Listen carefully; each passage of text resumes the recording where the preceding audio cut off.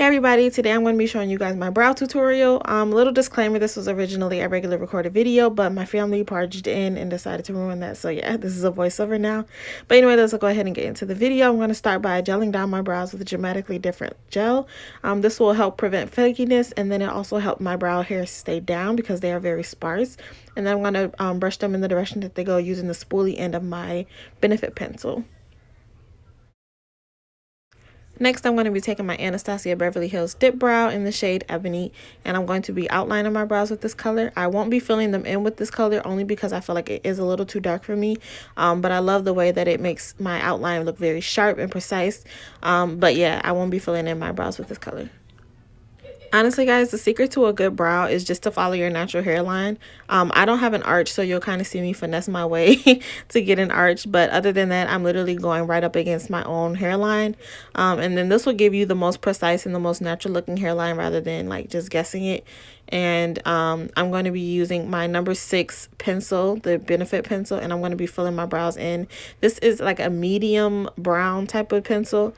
So it kind of matches my hair, and then it also creates more of like hair-like look rather than a thick pomade or a thick consistency. This kind of actually looks more like filled in hair. So yeah, you'll see me filling that in into the middle. And I'm going to use the spoolie to create that ombre effect because I don't like that brick look at the front. So I'm going to use my spoolie and blend the product throughout my brow. That way I'm evenly distributing. And then I'm going to use my concealer in the shade Fawn with a precise, you see me sitting here saying precise, concealer brush. And this means that just a really flat brush where you can make sure that you are very precise and very careful when you're cleaning up your brow.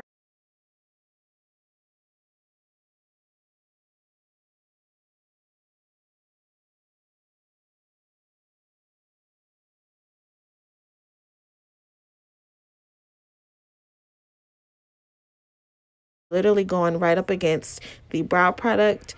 I also like to use the Anastasia on the outside because it doesn't smudge as much with the concealer as much as like a powder does, and it doesn't fade as much. So it really just gives me like a precise line and a really precise brow to go up against. All right, guys, you want to make sure that you are taking your time with the top of your brows because this can make or break your brow. It's okay to take your time. It's okay to go slow because this is a very tedious part of your makeup routine. But yeah, you want to make sure that you're just going right up against the product with a very flat and precise concealer brush. And then you want to take a fluffy blending brush after you're done highlighting, and then take that and then blend out. If you're one of those girls that just does brows, you want to make sure that you are blending to the guides because you don't want it to be noticeable. But if you're doing a full face, you can always blend it into your concealer or your foundation or whatever else you put over your face. And yeah, just go ahead and continue with your regular routine.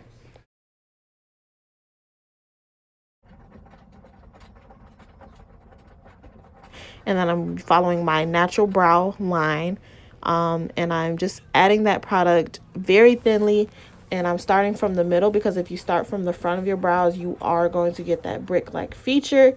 So if you start from the middle, any leftover product you can use to blend it through the front of your brows rather than taking a bunch of product and putting it on the front of your brows.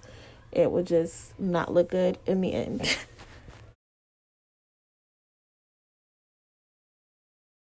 And please remember, ladies, brows are sisters, never twins. So it's okay if they don't look exactly the same. It's just as close as you can get it as possible. But yeah, you're going to take the shade number 6 brow pencil again, and then we're going to fill that in, like I said, because this gives us a more hair-like look.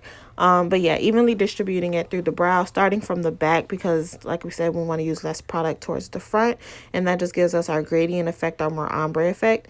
And then we're going to take the spoolie end and just comb that through, and like I said, evenly distribute the product throughout the brow.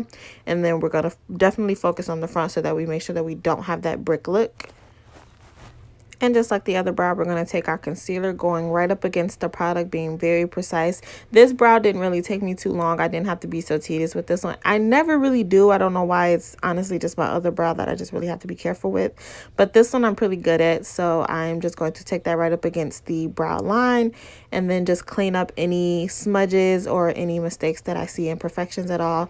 And then do the same thing at the top. We're just going really slow. I still have to be careful at the top because, like I said, this can make or break your brow if you mess up or anything like that. So you want to make sure that you are taking your time, especially when you're cleaning up your brow, and then taking your blending brush and then blending out any of that harsh line and blending out the concealer.